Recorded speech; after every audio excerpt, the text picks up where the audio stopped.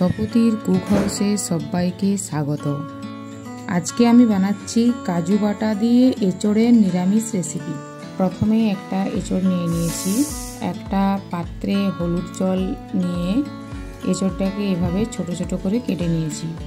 তারপর কুকারের মধ্যে পরিমাণ মতো জল দিয়ে এঁচোড়টা দিয়ে অল্প লবণ দিয়ে সেদ্ধ করে নিচ্ছি।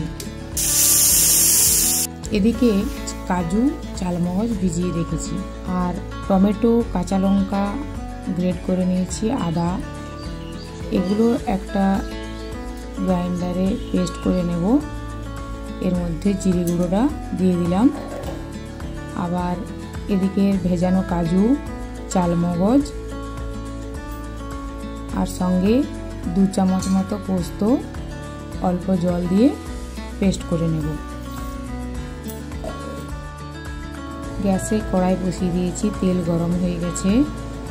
লো টু মিডিয়াম হিটে আলুগুলো ভেজে নিচ্ছি। আলুগুলো আগে থেকে কেটে রেখেছিলাম এঁচোড়ের মতোই ছোট ছোট সাইজ করে। নুন হলুদ দিয়ে ভালো করে ভেজে নিচ্ছি। একটু লো ফ্লেমে ভাজলে ভালো হয়, তাহলে সেদ্ধটা ভালোভাবে হয়ে যায়। বেশি সেদ্ধ হয়ে গেছে, আলুগুলো ভাজা হয়ে গেছে, তুলে নিচ্ছি।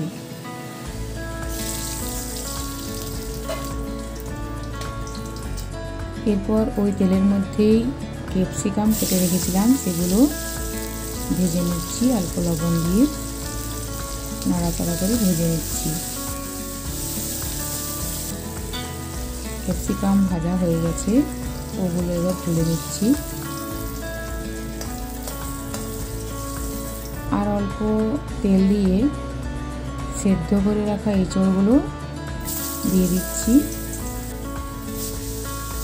তারপর পরিমাণ মতো লবণ এবং হলুদ দিয়ে ভালো করে নাড়াচাড়া করে ভেজে নিচ্ছি। এটা বেশি সময় লাগবে না, কারণ এটা সেদ্ধ হয়েই আছে। মিডিয়াম ফ্লেমে গ্যাসটা রেখেই ভেজে নিলাম। ভাজা হয়ে গেছে, এটাও তুলে নিলাম। এরপর ওই কড়াইয়ের মধ্যে একটু পরিষ্কার করে তেল দিয়ে দিলাম। এখানে আমি গোটা গরম মশলা নিয়ে নিয়েছি। তেলের মধ্যে ফোড়ন দিয়ে দিলাম। যখন সুন্দর গন্ধ বেরোবে তখন টমেটো, কাঁচা লঙ্কার যে পেস্টটা ছিল ওটা দিয়ে দিলাম। তারপর ভালোভাবে নেড়ে চেড়ে মশলাটাকে ভেজে নিচ্ছি।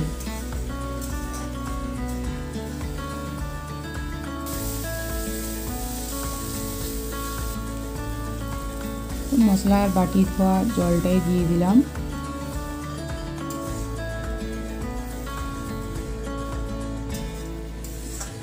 মশলাটা একটু ভালোভাবে ফুটে গেলেই এর মধ্যে কাশ্মীরি লঙ্কার গুঁড়ো একটু দিয়ে দিচ্ছি।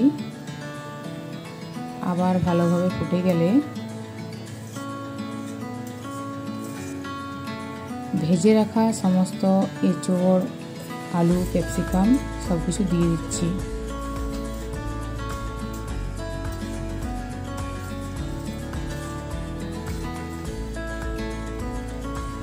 আবার স্বাদ মতো লবণ দিয়ে দিলাম। ভালো করে ওই মশলাটা দিয়ে একটু কষিয়ে নিচ্ছি। এরপর আমাদের কাজু পেস্টটা দিয়ে দিচ্ছি।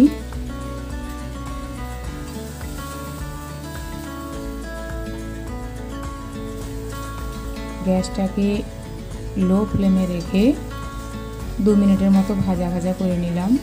তারপর অল্প জল দিলাম। আবার ভালোভাবে নেড়ে চেড়ে